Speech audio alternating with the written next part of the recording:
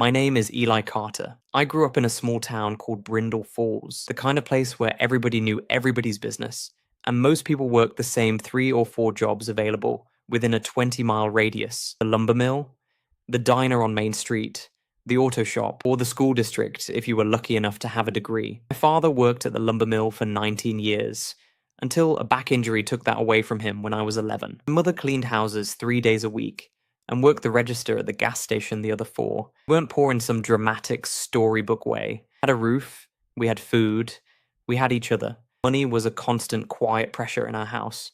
New shoes were a once-a-year event. Vacations were something other families took. Football was the one thing that cost me almost nothing and gave me everything. Uncle gave me his old ball when I was 6, scuffed and slightly deflated, and I kicked that thing against the side of our house so many times my mother eventually just gave up asking me to stop. By the time I was 16, I was the best player Brindle Falls High School had produced in over a decade. Local newspaper write-ups, a few college scouts sniffing around. But Brindle Falls wasn't exactly a football hotbed, and I knew somewhere in the back of my mind that talent alone in a town like ours rarely turned into anything bigger than a nice memory and a varsity jacket. Sophie the same year, in a chemistry class neither of us cared about. She was smart, funny, ambitious in a very specific, very clear-eyed way. She wanted to leave Brindle Falls and build a life that looked nothing like the one our parents had. I admired that about her, honestly. I think, for a while, she admired the same thing in me, just aimed at a soccer ball instead of a spreadsheet. We started dating at 17. By 19, we were practically inseparable. Same apartment, same grocery list, same Sunday routine of watching whatever match was on, and arguing about formations she didn't actually care about but pretended to for my sake. After high school, I didn't get the scholarship offers I'd hoped for. A small regional college took a chance on me, mostly because their coach had seen one good tape from my senior year and liked my work rate. I played 4 years there, decent but not spectacular. The kind of player who shows flashes of something real, but never quite breaks through onto anyone's radar outside a 200-mile radius. After college, the realistic path for most players like me was simple. Get a normal job, play in a local adult league on weekends, and let the dream quietly retire itself somewhere in your late 20s. I wasn't ready to do that. I took a job stocking shelves overnight at a grocery store, 11 p.m. to 7 a.m., 4 nights a week, specifically so my daytime hours would be free for training.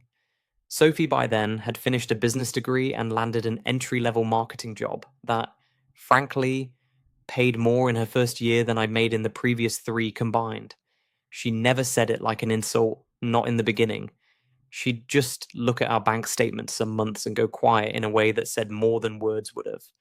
I trained every single day, early mornings on a public field with cones I'd bought myself, because the closest real academy was 90 minutes away, and the fees were more than my entire monthly paycheck. I played for a 4th division semi-professional club that paid me, on a good month, enough to cover gas and cleats. I was 23 years old, exhausted most of the time, and still absolutely certain, in the stubborn way only a young athlete can be certain, that I was good enough. If someone, anyone with real influence, ever actually watched me play. Sophie started using a specific phrase around that time, one she probably didn't even realize she was repeating. When are you going to be done with this? Not if. When.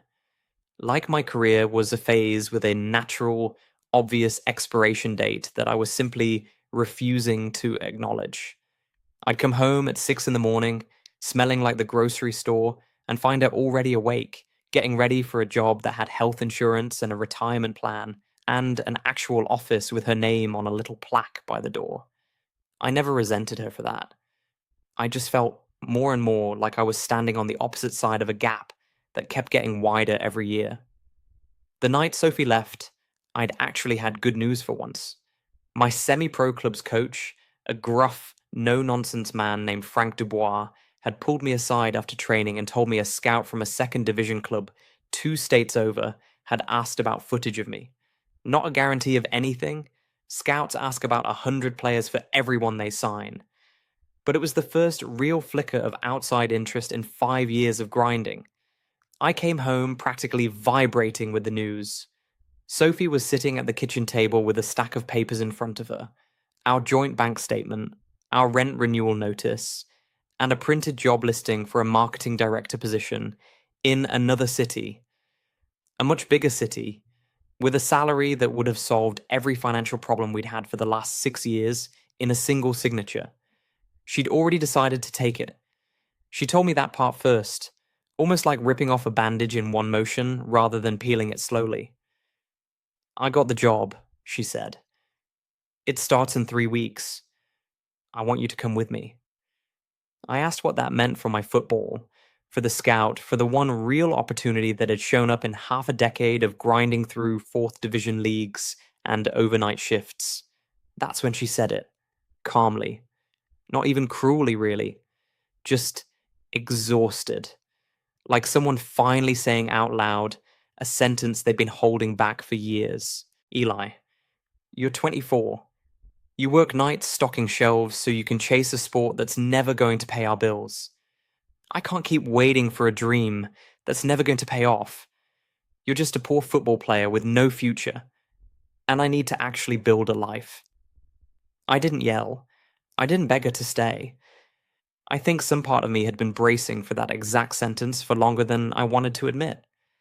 She packed 2 suitcases that night and stayed at her sister's apartment until the move. We barely spoke after that beyond logistics. Who kept what? Who'd cancel which subscription? 3 weeks later, she moved 2 states away for her new job, and I moved into a smaller, cheaper apartment alone, with nothing but a stack of dirty cleats and a scout's phone number I hadn't even called yet. I called that scout 4 days after Sophie left. Partly out of desperation, partly because training was the only thing keeping my hands busy enough not to think about an empty apartment. His name was Marcus Ferreira, a former player himself who now scouted for a second division club called Eastview United, 2 states away. He asked me to send game footage, which Coach Dubois helped me put together from old matches recorded on a shaky tripod camera. 2 weeks later, Marcus called back and asked me to come in for a 2-day trial. I quit the grocery store job the same day. It felt reckless, almost insane. No safety net, no backup plan. Every cent I had going toward a bus ticket and 2 nights in a motel near the training ground. But for the first time in years, I had absolutely nothing left to lose, and somehow that made every touch on the ball feel lighter. The trial went well enough that they offered me a 1-year contract. Not glamorous money, barely more than I'd made at the grocery store, but it was professional football. Real training facilities, real coaching staff.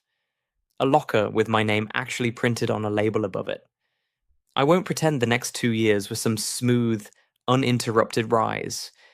I tore a hamstring 8 months in and missed 12 weeks of the season, lying on a physio's table wondering if 25 was already too old to be starting over from this small A stage. I sat on the bench more than I played. Some stretches.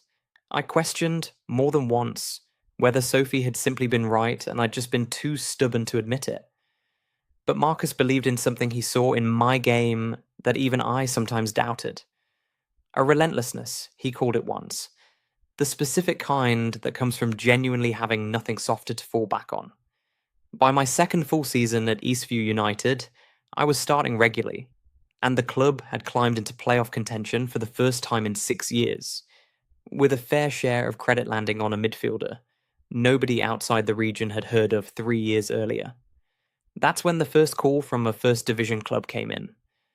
Riverton FC, an established first division club with real continental competition ambitions, signed me on a 3-year contract that, for the first time in my entire life, came with a number attached to it that didn't require any mental math to know we were talking about a fundamentally different existence than the one I'd grown up in. I called my parents before I called anyone else.